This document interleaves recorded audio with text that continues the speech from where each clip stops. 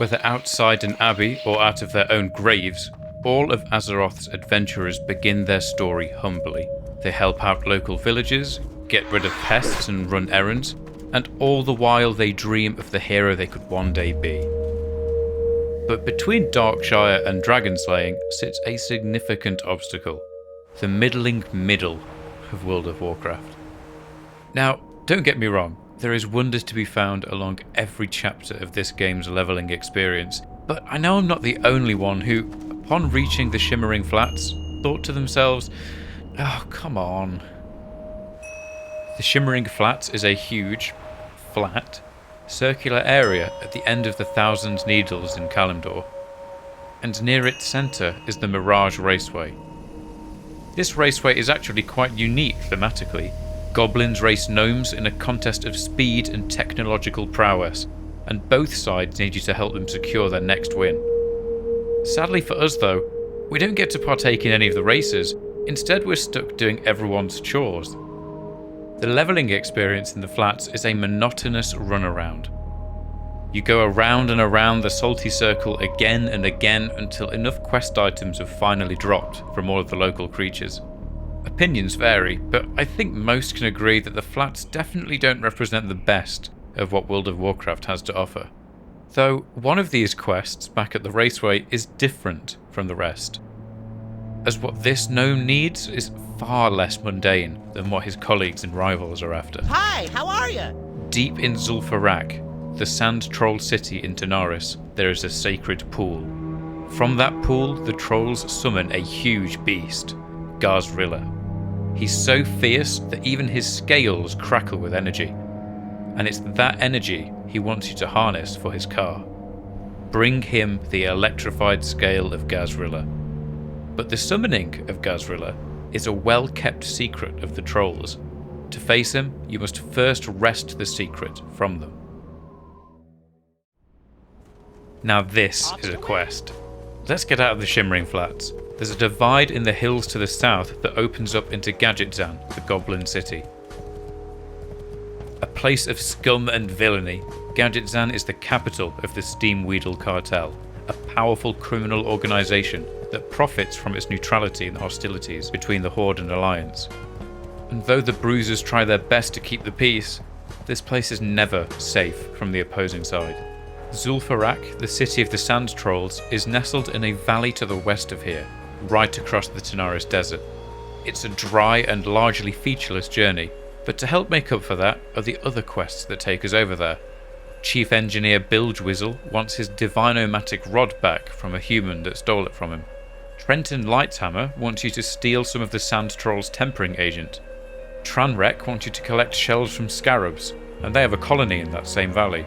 And there are some other stories that also make their way into this dungeon, though we won't be talking about them today.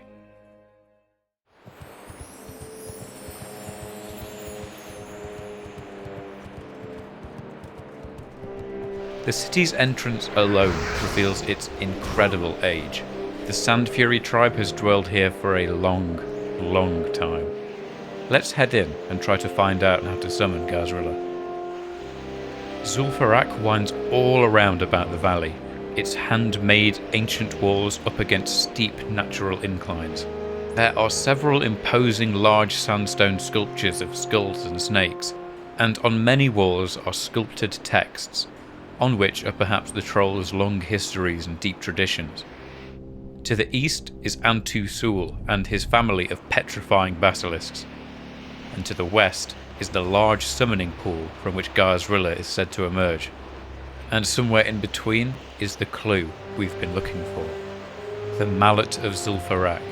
To create the Mallet of Zul'farrak, one must first travel to the altar of Zul and obtain the sacred mallet from a troll keeper.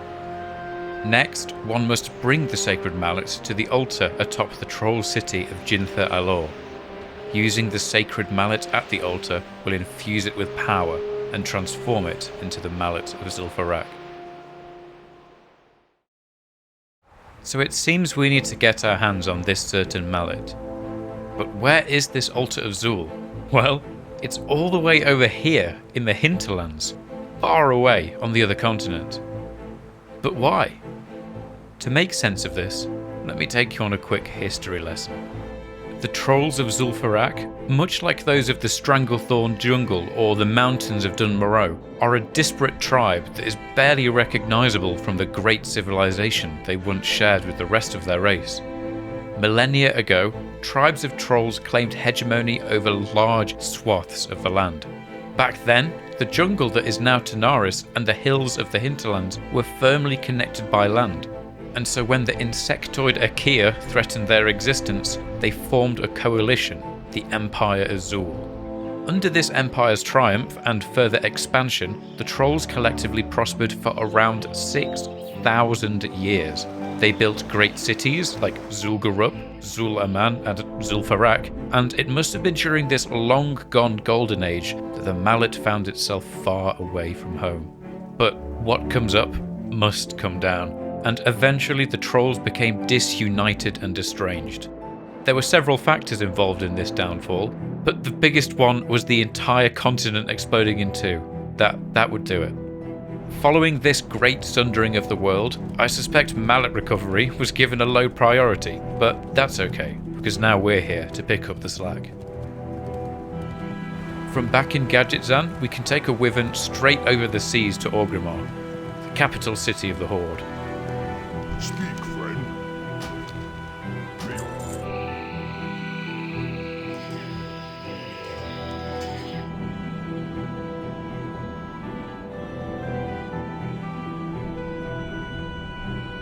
From the Zeppelin platform east of Orgrimmar's Gate, we can take a flight east over the ocean to Lordaeron.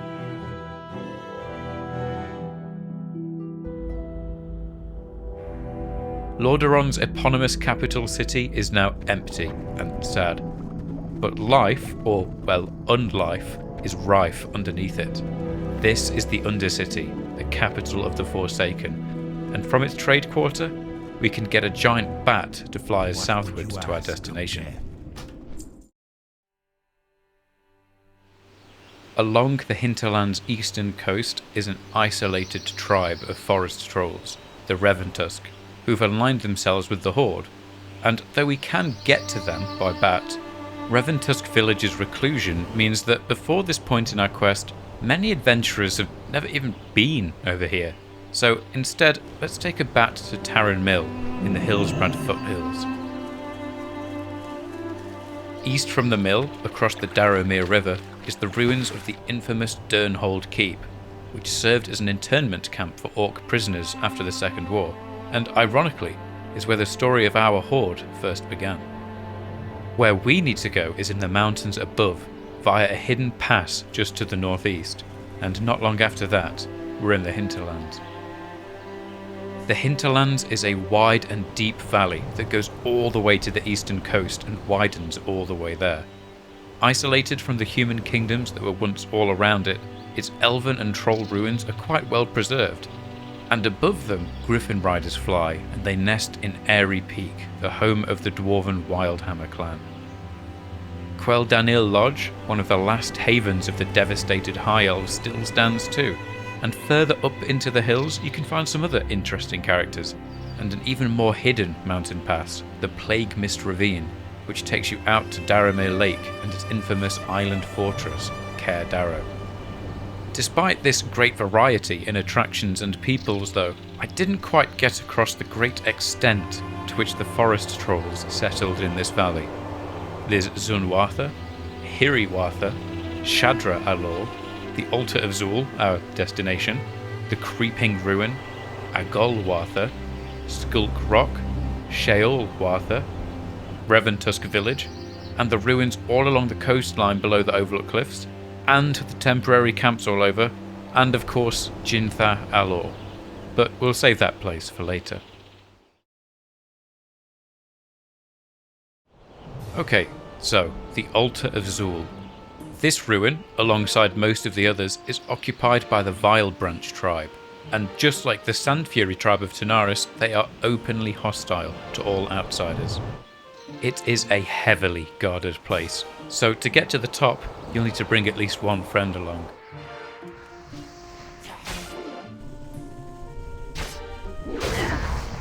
At the top are the Keepers of the Altar, Hiaga and Mortagyr.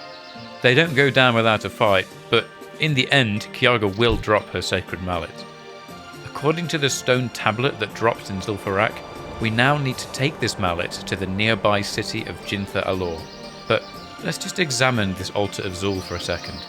Judging by its name, it was built during the millennia of the Zul Empire, but even to this day, fresh offerings of meat and fruit are left atop the altar, and the lack of any symbols begs a question.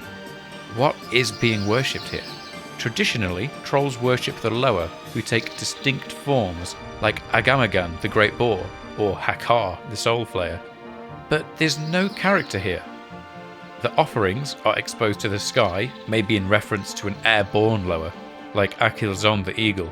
But maybe there's another story, one regarding the altar's name, Zul.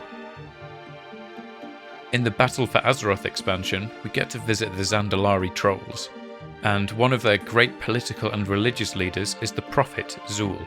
He's named Zul for his ability to make important prophecies that then come true, and that's all we've got really. An empire ruled for 6,000 years, and we don't know what its name means. It makes me wonder if perhaps the altar of Zul is used to worship Zul, the long-lost and perhaps longed-for imperial institution, and perhaps even there was a personification of that concept into a god. This is pure speculation, but I find the incredible time span of the Empire of Zul fascinating. Look at how our own civilizations have grown, evolved and adapted in just the last few millennia. And then imagine how many different troll histories, philosophies and theologies have lived and died on Azeroth in that time. Anyway, tangent over. We're at the foot of the city of jintha'alor, and before we can summon gahz'rilla, we need to ascend upwards and infuse our mallet with the power of the highest altar. This city is a death trap of trolls who'll make us fight for every inch from here to the top. There is an army of them, but we are not alone.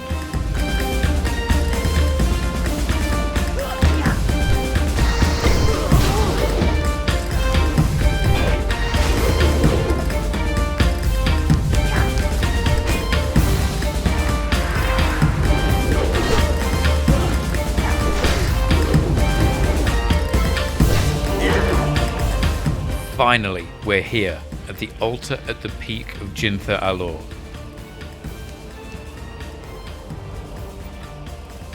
And just like that, our mallet becomes the mallet of zul'farrak.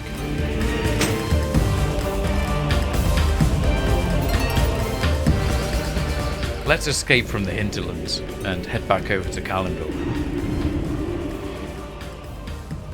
Here we are yet again, at the entrance to zul'farrak, the city of the Sand Trolls.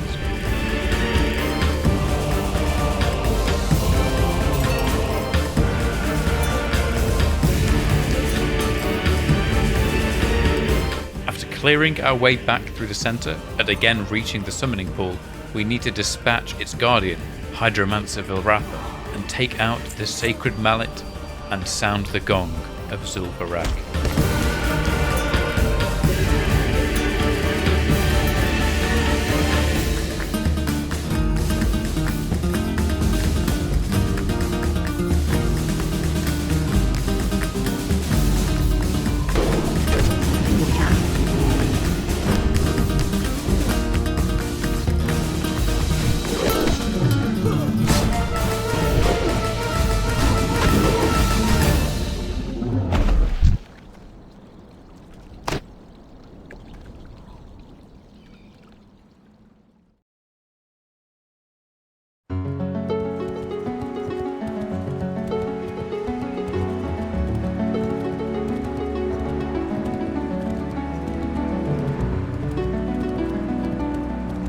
Wizzle Brassbolts is elated that you've got him one of gahz'rilla's electrified scales, gives you your reward, and sends you on your way. And your reward is a carrot on a stick. The carrot on a stick.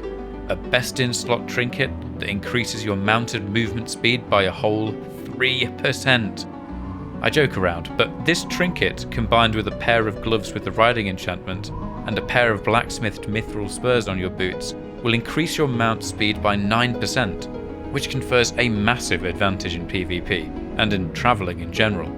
It's not a bad reward, but let's be honest, we were expecting something a bit more grand in compensation for the globe-trotting, troll-slaying adventure we've just been on. We, without the help of any kind of quest log, discovered one of the Sand Troll's deepest secrets, travelled far away to retrieve a long, long lost sacred item, summoned what was arguably one of their gods, and killed it, all just so that the Brassbolts brothers could win their next race. Now this is pod racing. This quest, though, exemplifies why it's not about the destination, nor the rewards at the end, but that the journey itself is what's important. Experience is fleeting, but experiences stay with us far longer. Thanks for watching, and thank you to YouTube members Morian, Silux, Nightseeker, Jonathan Bengtson, Scoon, Patrick Manhora, Darklord Grimace, Lewis H, Lurend, Sovereign, Cherish, Miffy, Hydroxyl, Danton, Sea Surf, Edward Russellduck, Darchow, Timelier G, O Barrel Duardo, Dowerado. Shit.